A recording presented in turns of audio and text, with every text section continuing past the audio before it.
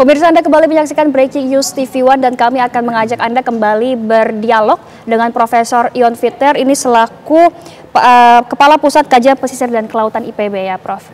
Oke, Prof, kalau kita lihat tadi kan metodenya ini dengan cara diikatkan tali di pagarnya kemudian ditarik. Menurut Profesor sendiri, apakah mekanisme tersebut adalah yang paling efektif? Ya, Mbak Desi, ada beberapa metode biasanya digunakan untuk pembongkaran ya instalasi dan bangunan laut itu. Ada cara dipotong sebagian, ada yang kemudian dibongkar keseluruhan. Nah, kemudian ada juga yang dipindahkan, digeser begitu.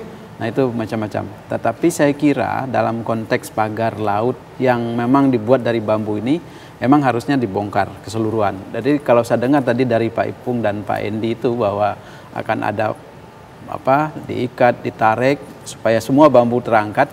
Nah, ini menurut saya itu pilihan yang tepat karena ini daerah perikanan.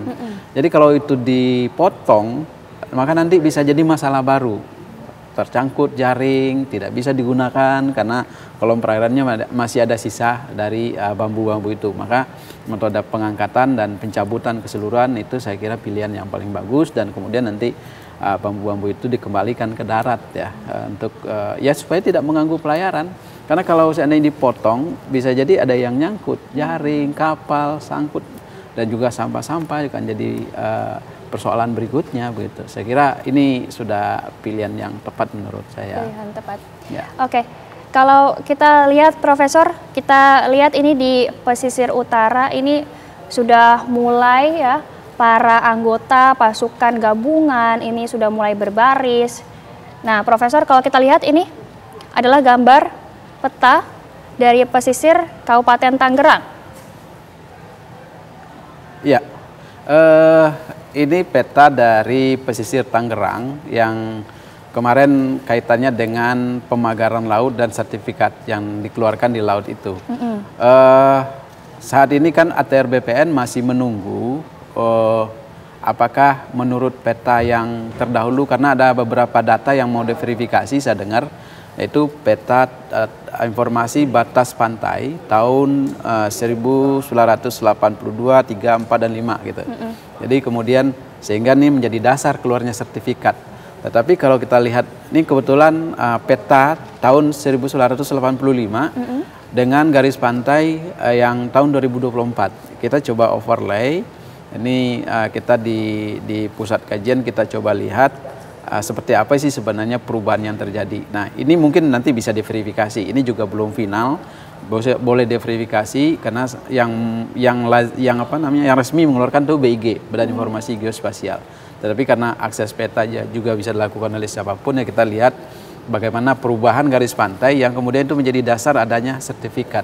Dan tadi itu gambar menunjukkan bahwa ada memang abrasi tapi tidak begitu signifikan begitu. Tidak seperti juga sejauh pagar itu gitu. Nah, Prof, itu kan tadi ada warna-warni, ada warna hijau, warna merah muda. Itu artinya apa, Prof? Itu dua warna. Warna hijau itu ya kalau tidak salah itu peta garis pantai tahun 2024. Yang merah itu 1985. Jadi kita taruh di atas peta secara bersamaan untuk melihat kalau itu berbeda maka berarti ada perubahan garis pantai.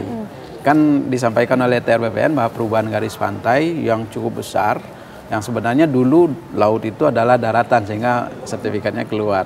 Nah, kan dengan peta itu sebenarnya bisa dicek. Nah, walaupun saya bilang ini perlu diverifikasi.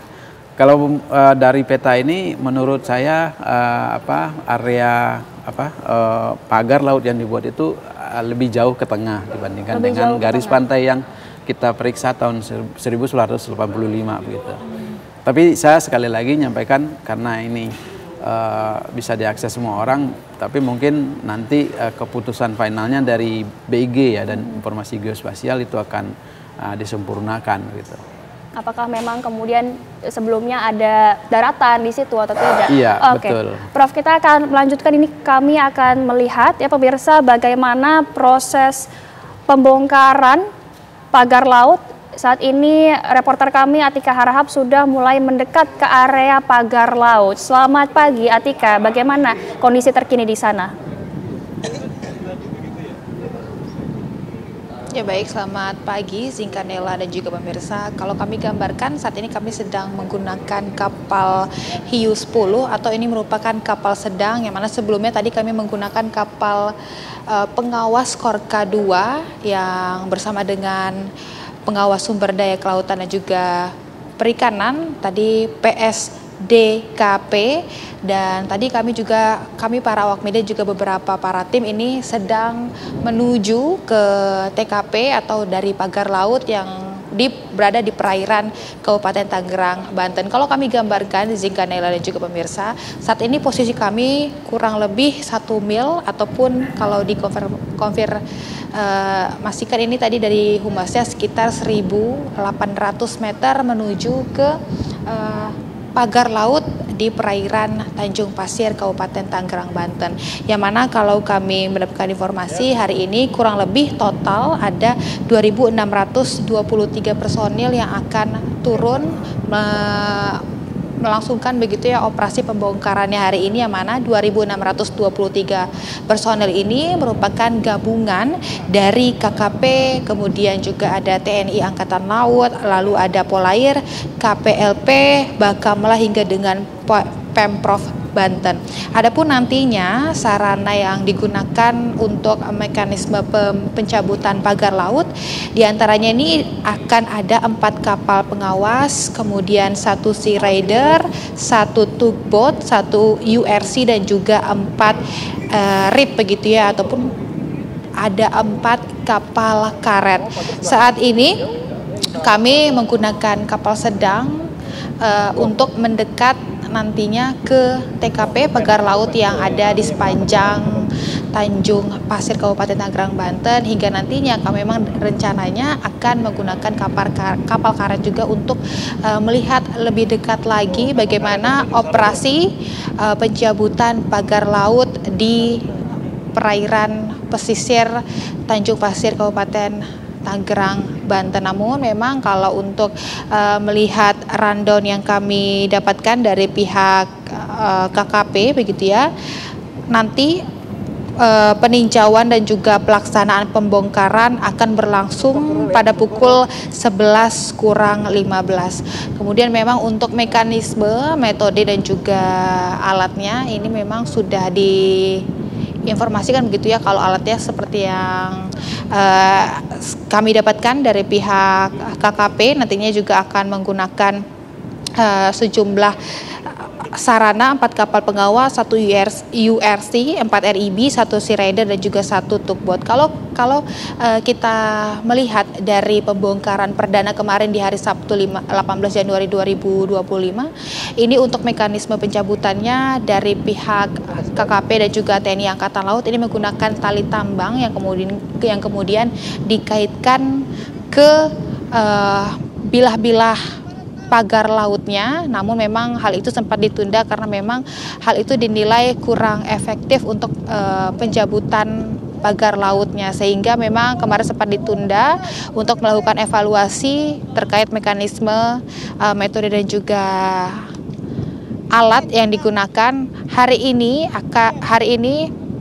untuk pembongkaran kedua memang dari pihak KKP mengerahkan sarana yang lebih banyak begitu ya jumlah armadanya. Tadi kami menanyakan dari Humas, karena memang hari ini rencananya akan, kalau dari target yang diusung begitu ya untuk pembongkaran hari ini memang targetnya 2 km. Namun karena memang armadanya yang dikerahkan lebih banyak daripada pembongkaran perdana kemarin, ini juga masih akan diupayakan apabila memang nanti cuaca kemudian juga ombaknya ini memadai, akan dilakukan mungkin lebih dari target 2 km yang hari ini diusung begitu ya untuk pembongkaran pagar laut. Saat ini kami masih mendekat menggunakan kapal sedang dan nantinya akan kami mendekat lagi menggunakan kapal karet. Sementara demikian gambaran dari posisi kami di kapal sedang menuju ke TKP, kembali ke studio Zinka. Baik, terima kasih Atika Haraha mengabarkan langsung dari lokasi. Kami akan terus menunggu kabar terkini dari lokasi Anda. Terima kasih dan pemirsa Breaking News TV One akan jeda terlebih dahulu. Usai jeda kami akan kembali dengan informasi lainnya. Tetaplah bersama kami.